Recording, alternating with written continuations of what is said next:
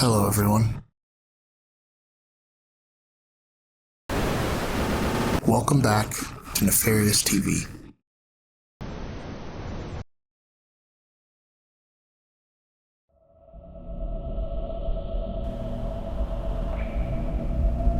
This is a Nefarious TV. This is also a Nefarious TV. So is this, and apparently this. Everyone watching this is seeing these images for the very first time, and at the time of recording, so am I.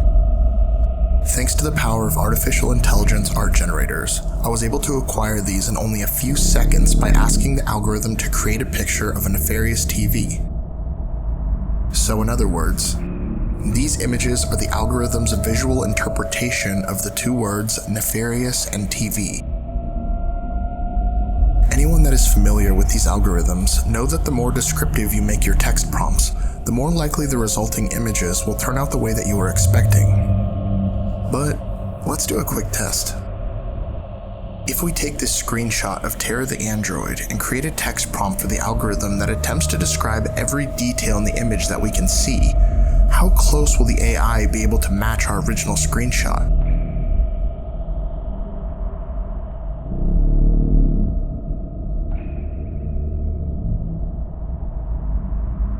The answer is that some of these results get a little too close for comfort.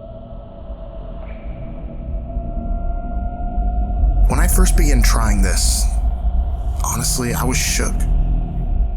Not only were the accurate results mind-blowing, but the inaccurate ones were disturbing. And it was actually these inaccurate results that got me thinking about what might happen if we tried using a vague prompt. A prompt that is not only vague, but subjective. What would happen if I asked the algorithm to create the most horrifying image in existence? But before we go there, let's back up a little. May 12th, 2019, an anonymous 4chan user created a thread on the X board inviting users to share disquieting images that just feel off, with this image given as their example. A very boring, very plain-looking image of an empty, outdated office space. I mean, what exactly feels off about it? I mean, that wallpaper is pretty bad, and there doesn't... Wait. Something does feel off. And not in like the normal, weird kind of way that it feels off. It's something else. It feels like it might not be real.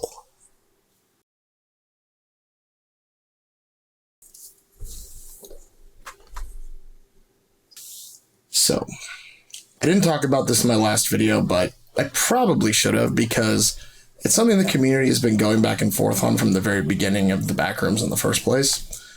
And it's essentially just the idea that the backrooms image might not be a photograph, but instead an auto-generated image created by an artificial intelligent algorithm. It's pretty simple. So if you haven't seen my original liminal space video, pause it right here and go and check it out if you want all the context. Or just go watch it, because please go watch that. Just give me like one view. You can just watch half of it, honestly. I'll be totally fine with it. And then when you're done, come on back and check the rest of this out. I'll be waiting.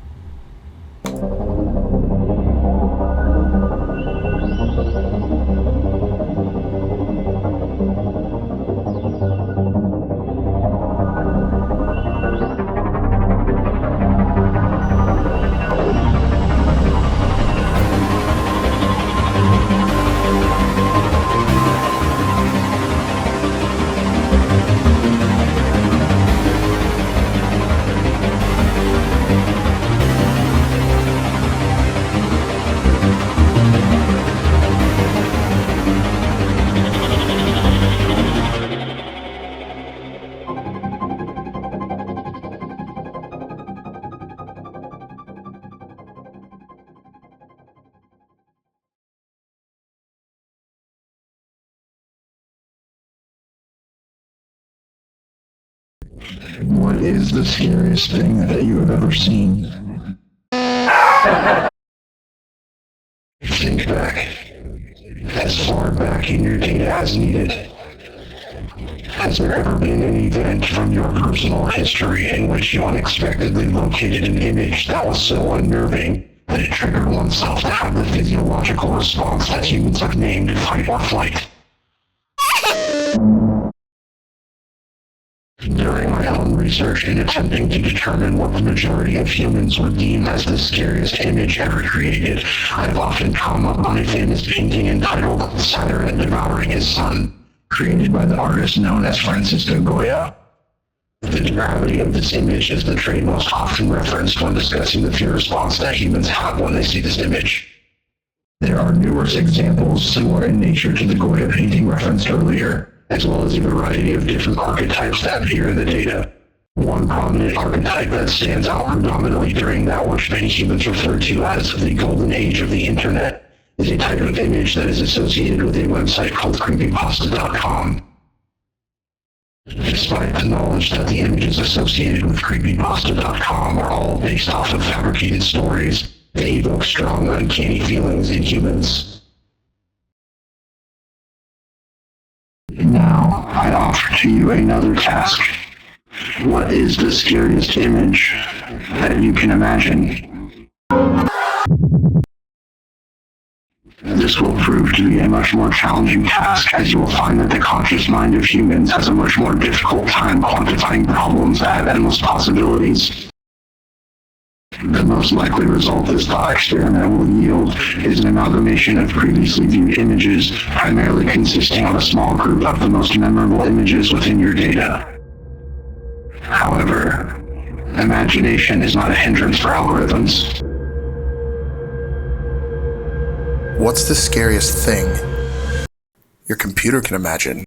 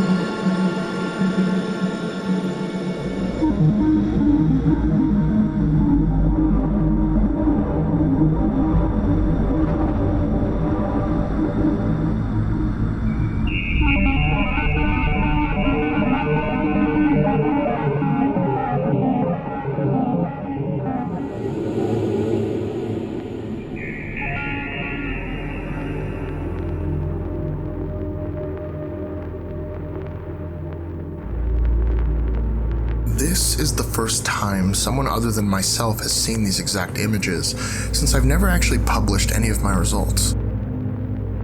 I've also created hundreds of other images with my local installation of Stable Diffusion, and before now, I've never shared them with anyone else.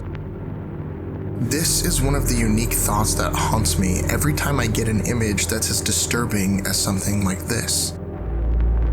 I am the only person that has ever seen it. It unsettles me each and every time without fail. Normally, when you come across any unnerving images or video clips online, you can at least rest easy in the knowledge that you're not alone in experiencing it. Like there's some sort of community bond between you and every other person that laid eyes on it. So whenever you see or experience something that nobody else has, It can almost feel as if you have witnessed something that you weren't supposed to see. At times, it can even feel as if you are being watched. I have a personal experience that I think will drive this point home, albeit an experience that is of a much more serious nature, but still definitely applies. It's about something that happened to me recently while purchasing some old VHS cameras from a Goodwill. Some of the cameras I picked up had a couple of used tapes with home videos on them. While reviewing the footage on the tapes, I came across one that had some old footage from the 90s. What I watched on that tape caused me to drop the entire camera I was watching it on, as it was one of the most profoundly unnerving experiences I've ever had in recent years.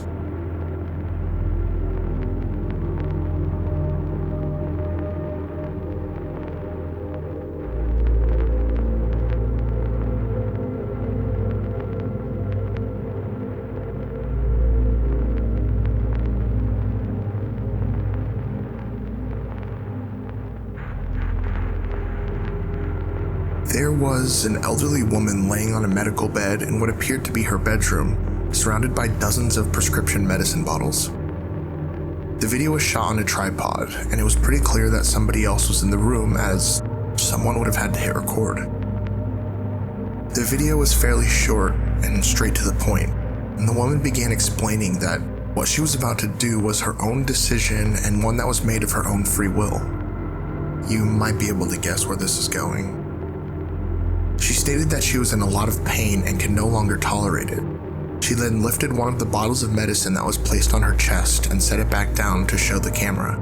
The video ended shortly after this, and the woman didn't do whatever it was that she was implying she was going to do, but her point was received. Now, I recognize that this could have been shot as a scene in someone's homemade horror film or something else similar in nature, but I didn't quite get that feeling from it. And even if I had, there was no way for me to know with 100% certainty that that would be the case, so it would have affected me all the same. Like I said earlier, this is clearly something of much greater significance than a creepy image or something that doesn't actually exist, but the point still stands. I saw something disturbing that, to my knowledge, nobody else had ever seen. Going back to our other images, the words that I think that best describe them are dreamy and uncanny. The algorithm is exceptionally good at creating images with this feeling, which is just one of the numerous reasons why so many of the results we see can be so unsettling. Obviously, we are still very far away from a true form of artificial intelligence, but this feels like it is truly a glimpse into what the future could hold. The way these art generators work is through the use of neural networks and huge datasets that are utilized to learn what makes the images fit what we describe in the text prompts. The different algorithms used have varying methods of constructing and decoding each image, but one thing that many of them have in common is a retooling of a separate algorithm called CLIP, or Contrastive Language Image Pre-training. CLIP is a neural network trained on a massive set of image and text pairs. As a result, CLIP can be used to find the text snippet that best represents a given image, or a suitable image that most closely resembles the description of a text prompt. There are millions of randomized images and text snippets, and CLIP uses these to familiarize itself with the different concepts that are being depicted within each one. The more it learns about a specific concept, the more accurately it can predict the correct match. This is a lot different than many of its predecessors like ImageNet or AlexNet, which would only determine the category or class of a given image out of a large set of classes. Here's my basic reductive take on the whole process. CLIP is paired with different image encoders which are responsible for actually creating the original images. CLIP sort of acts as the steering wheel for these encoders by attempting to translate the user's text prompts into data that it can then use to create the images. With this in mind, it makes our results feel all the more creative and terrifying. Instead of describing every detail of an exact image that's in your head, it's always a complete mystery what the algorithm is going to conceptualize out of our vague and subjective phrases. When adding a text prompt, depending on what site or engine you are using, there are presets that allow you to add parameters to your prompts that will help the algorithm determine what type of image you are looking for. These tools can also help you find what style of image you might want, as well as other important factors that can potentially change the outcome of each image. These include the random seed number, the prompt weight, the size, and the amount of time spent rendering. You can also add things such as negative modifiers, individual subject descriptors, and lighting parameters. Each piece of software and website works slightly different in the way that you input the text, but generally these options appear in most of them. Some text prompts can appear long, and many users have become extremely skilled in navigating the way that the algorithm responds to specificity. This even includes evolving certain images that were already previously created. With all of this in mind, it makes you wonder what kind of images exist within the data that the algorithm is trained on. It clearly understands the concept behind words like creepy, disturbing, and horrifying, as well as the imagery that users often associate with them. But what I find interesting and a little ironic is how so many of these images lean so heavily into the uncanny valley. The term uncanny valley refers to the hypothesized relationship between the degree of an object's resemblance to a human being and the emotional response to such an object. The uncanny valley hypothesis predicts that an entity appearing almost human will risk eliciting cold, eerie feelings within its viewer. The term was coined by robotics professor Masahiro Mori. The word uncanny, however, was coined by German psychiatrist Ernst Jentsch in 1906, and today's definition of the word simply means strange or mysterious, especially in an unsettling way. Now, there are a few reasons why so many of these images slip into the uncanny valley, the main one being that the algorithms are still imperfect. It's easy to forget that these highly detailed images are being created in just seconds, based entirely on some simple words. There are certain phrases you can use within your prompts to reduce the amount of facial distortion in the resulting images. Phrases such as clear face or realistic human face. There are also negative modifiers you can add that allow you to input details that you want the algorithm to avoid. But this doesn't always work. It's interesting and a little unsettling that using prompts that include words like horrifying, more often than not, give us results with distorted and uncanny human features. It almost feels as if we can see what the AI thinks about humans. However, it's important to remember that neural networks do not possess true artificial intelligence and do not have the ability to think at all. If anything, the abundance of uncanny images that must exist within the data that the algorithms are trained on says more about how unsettling we as humans find the uncanny valley. Despite all of this, it doesn't change the fact that the results we often get can be incredibly unnerving.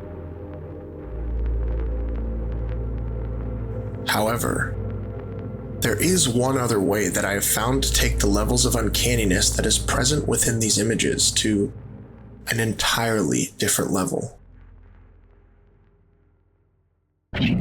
Nostalgia.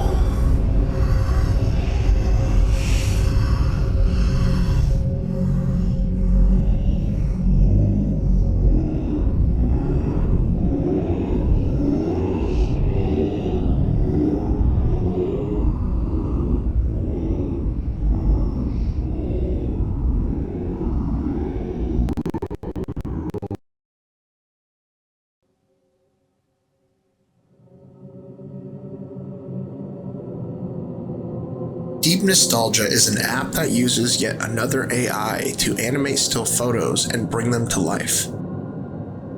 Deep Nostalgia was designed for people in possession of old family photographs, seeking a way to transform those photographs into short video clips.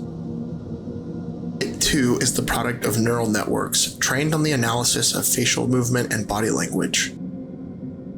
The results you get when using this program for its intended purpose can already be a little uncanny as it is, so when using it on our Stable Diffusion subjects, it nearly warps into its own unnerving reality.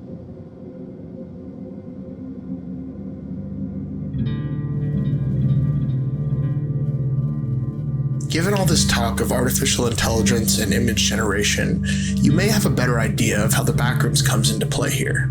So let's talk about it. It has been long speculated that the backrooms image was created using an artificial intelligence art generator. There are many reasons for this belief, but the evidence typically presented centers around a few points. Firstly, the original location and source of the image have never been identified. There have been many potential leads, but nothing concrete has ever been found. Regardless of the fact that there are hundreds of highly skilled internet sleuths out there that have uncovered the locations where some of the most ambiguous videos and images have been shot, I honestly feel that this is entirely explainable.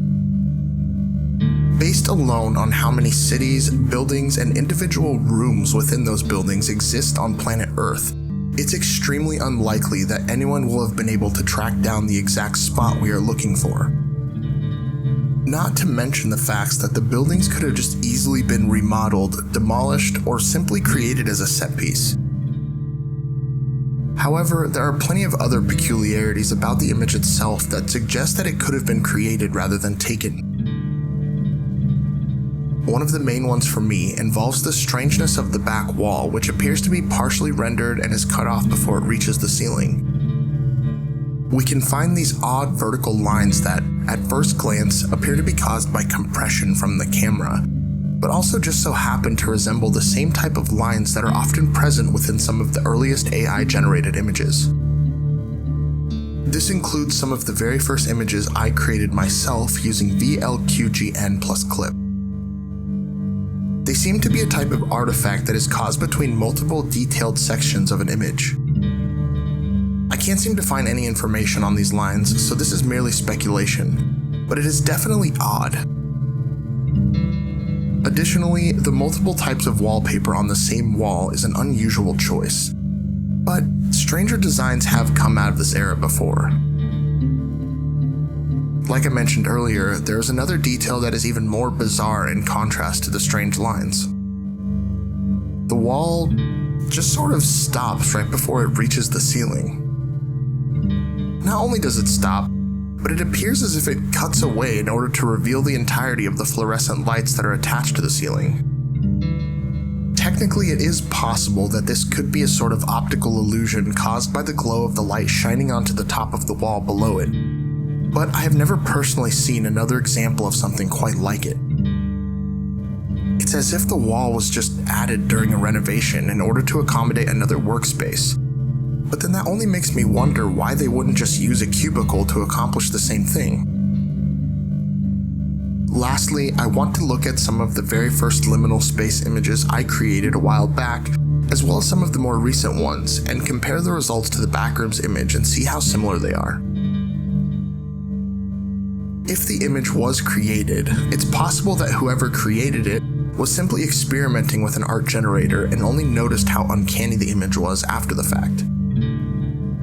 What is even more likely is that the backrooms image might even just be one out of thousands of images created during some sort of batch or testing process, and someone just happened to stumble across it later. None of this is direct evidence exactly, but I do believe there's at the very least a small chance that this could be the answer. But at the end of the day, it's just some food for thought. What do you guys think?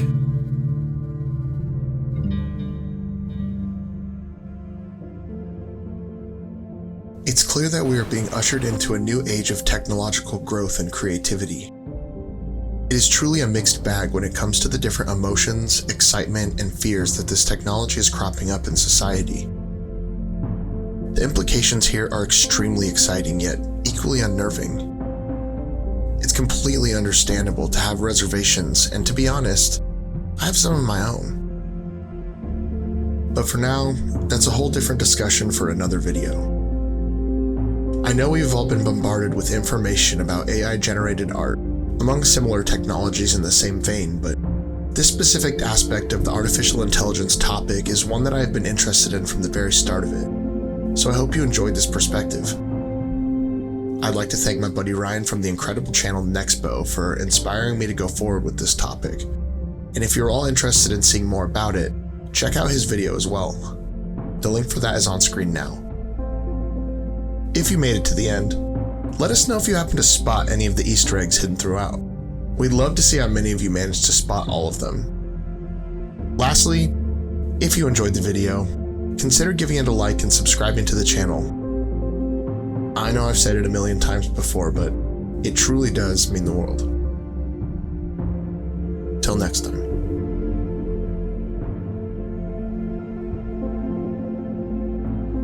Oh my god. Oh my god, I do not want to watch it. It's gonna be so fucking scary, dude.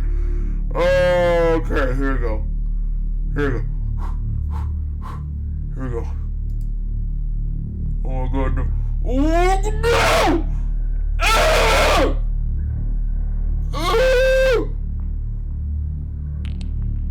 Ah! Oh, what the fuck? Ah! Oh, what the fuck? Okay. Ah!